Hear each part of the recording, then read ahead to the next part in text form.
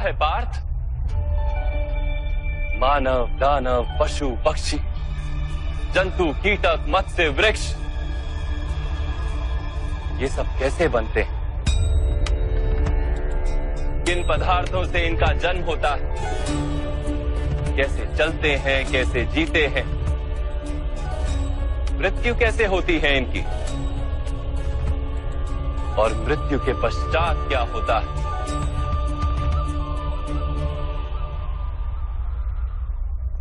इस रहस्य का विचार करो। मनुष्य की देह मिट्टी से बनी है माधव। जल उसमें रक्त आदि बनकर प्रवाह करता है। अग्नि देह को तापमान देती है और देह में रिक्त स्थानों में आकाश प्रकट होता है।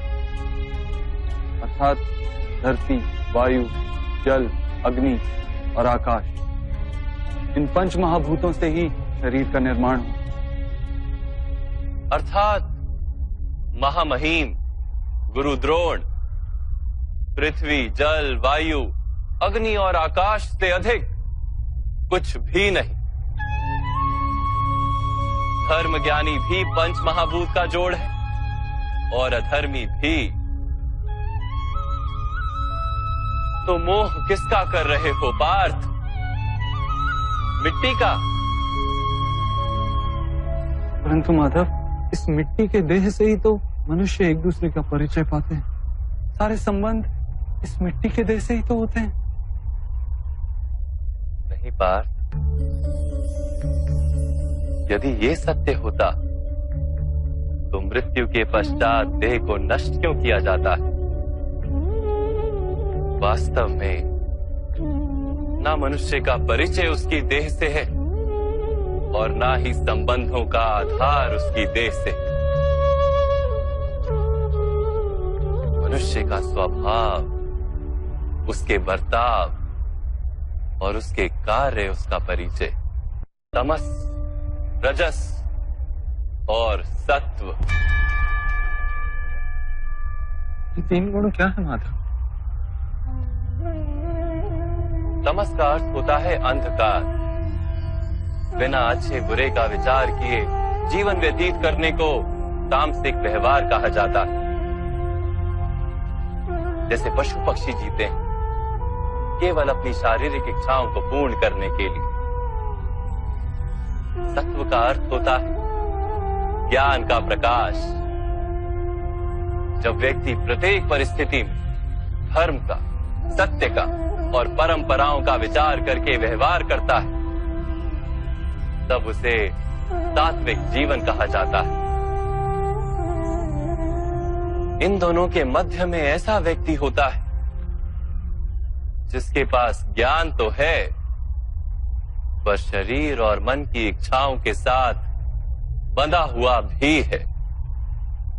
ऐसा मनुष्य रजस अर्थात अहंकार पूर्ण मन स्थिति के साथ जीता है। तमस, रजस तथा सत्व गुणों के अधिक या कम मात्रा के मेल से ही मनुष्य का स्वभाव बनता है।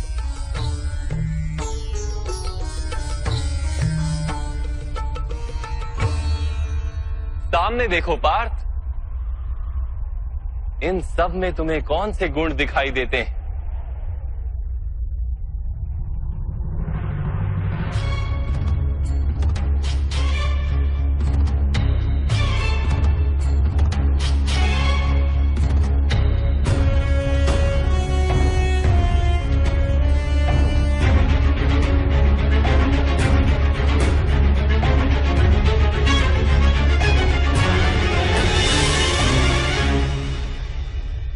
युवराज दुर्योधन धर्म जानते हैं परंतु वहन नहीं करते।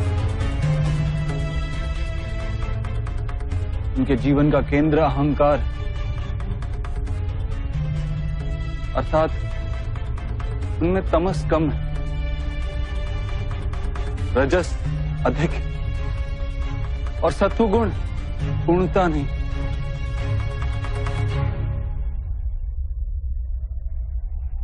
और इस ओर राजकुमार दुशासन इन्होंने सदैव अपने ज्येष्ठ भ्राता का आदेश माना, बिना विचार,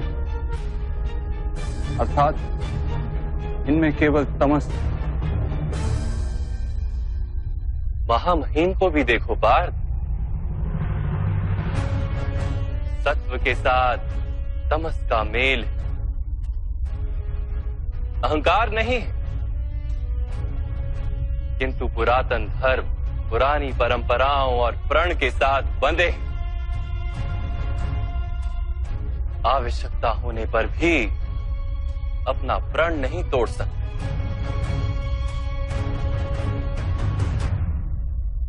गुरु द्रोण को देखो, ज्ञान और अहंकार दोनों ही हैं। ज्ञान तो मनुष्य को मुक्ति दिलाता है, किंतु इनका अहंकार इन्हें मुक्त नहीं होने देता।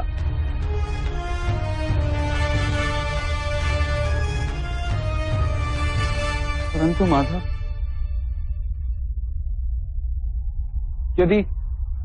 यदि मनुष्य का स्वभाव इन तीन गुणों का मेल है, तो फिर मनुष्य का व्यवहार पहले से ही निश्चित है। सिंह हिरण को खाएगा ही, और हिरण सिंह से भयभीत ही होगा। तो फिर धर्म की प्रशंसा क्यों? अपराध का दंड क्यों? उसका क्या तात्पर्य है?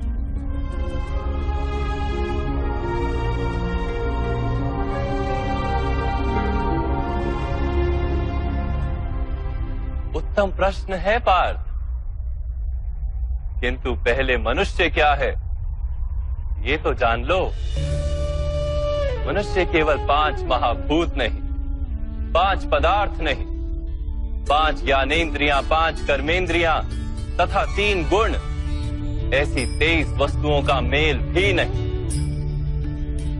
मनुष्य को चलने फिरने तथा कार्य करने हेतु शक्ति की आवश्यकता होती है, और उस शक्ति को चेतना कहते हैं। तो क्या माधव, मनुष्य इसकी चेतना है?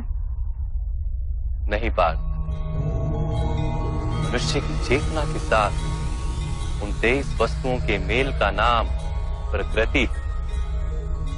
24 वस्तुओं से बने मनुष्य नामक यंत्र में वास करता है पुरुष, अर्थात परमात्मा का अंश। उसे आत्मा कहा गया है। जब प्रकृति और पुरुष का मेल होता है, अर्थात जब परमात्मा का अंश आत्मा बनकर देह में वास करता है, तब मनुष्य जीवित होता है। यह आत्मा क्या है माधव, और इसे जानने का क्या उपाय है?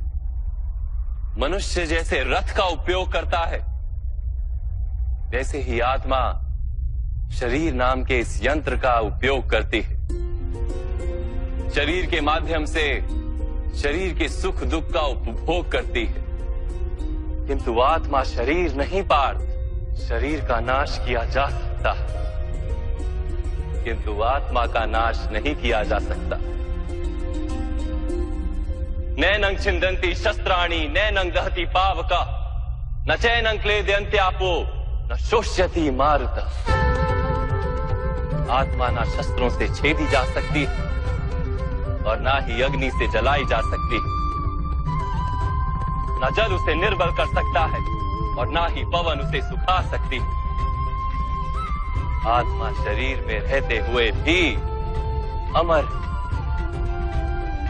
न हन्यते हन्यमाने शरीरे। पार्थ, शरीर की हत्या की जा सकती है, किंतु आत्मा की हत्या नहीं की जा सकती। आत्मा तो सर्वव्यापी है, अचल, स्थिर है, सनातन है। पुराना वस्त्र त्याग कर जैसे मनुष्य नया वस्त्र धारण करता है, वैसे ही आत्मा पुराना शरीर छोड़कर बार बार नया शरीर धारण करती है। परंतु माधव, मैं तो जगत का अनुभव अपने शरीर के माध्यम से ही करता हूं। स्वयं को देह न जानकर मैं आत्मा कैसे जान सकता हूं? स्वयं को आत्मा के रूप में जानना असंभव भी नहीं पार्थ। अंध भी जीते हैं, गूंगे भी जीते हैं, जिनके पास हाथ पैर नहीं होते वो भी जीते हैं। स्पष्ट कि शरीर मनुष्य नहीं, जिसकी चेतना चली जाती है, जिसे मूर्छा आ जाती है, वो भी जीवित रहता है।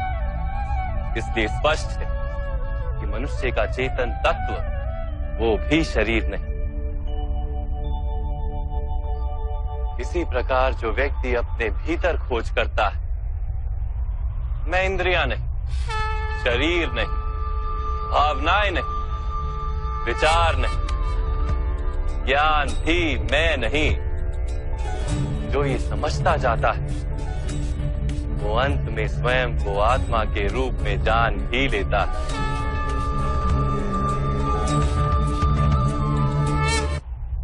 क्या आत्मा का क्या कार्य है माधव? जब पर ब्रह्म के भाग हुए, पुरुष तथा प्रकृति बने, तब पुरुष अर्थात परमात्मा के अंश ने आत्मा बनकर प्रकृति की प्रत्येक वस्तु में वास किया। उस आत्मा को मोह तथा अंधकार ने घेर लिया पार। उस मोह निद्रा से जागृत होकर स्वयं को परमात्मा का अंश जानना ही आत्मा का कर्तव्य, उद्देश्य और जीवन कार्य। परंतु माधव, यदि हर आत्मा परमात्मा का अंश है, तो क्या उन्नति और अवगति स्वयं परमात्मा कर रहे? जिस प्रकार कीचड़ में पड़ा रत्न चमकता नहीं, वैसे ही प्रकृति के 24 पदार्थों से घिरी आत्मा को विस्मरण हो जाता है कि वो परमात्मा का अंश है। अधिकतर आत्माएं अपनी देह को ही सब कुछ मानती हैं, स्वयं देह से भिन्न है, ये जान ही नहीं पाती। शरीर को जो सुख, दुख, स्वाद, गंध आदि का अनुभव होता है, उसे अपना अनुभव मान लेती और बदलाव का प्रयास ही नहीं करती।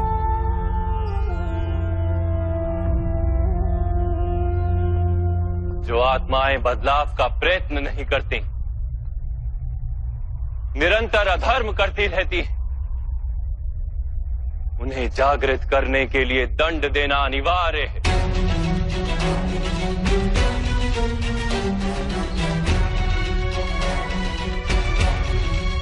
तुम भी ये जान लो पार्थ कि तुम शरीर नहीं, केवल एक आत्मा। इस रणभूमि में दिखाई देने वाला प्रत्येक योद्धा वो नहीं जो तुम उन्हें मानते हो। कुछ समय के लिए इन सब ने शरीर में वास किया, इनके शरीर मरेंगे, किंतु ये सब अमर, वो पुनः नया शरीर धारण करेंगे। जब तक स्वयं को शुद्धात्मा के रूप में जान नहीं लेंगे, जब तक अधर्म का त्याग करके धर्म में दृढ़ नहीं होंगे, तब तक ये जन्म लेते और मरते रहेंगे। यही ब्रह्म विद्या का प्रथम पाठ।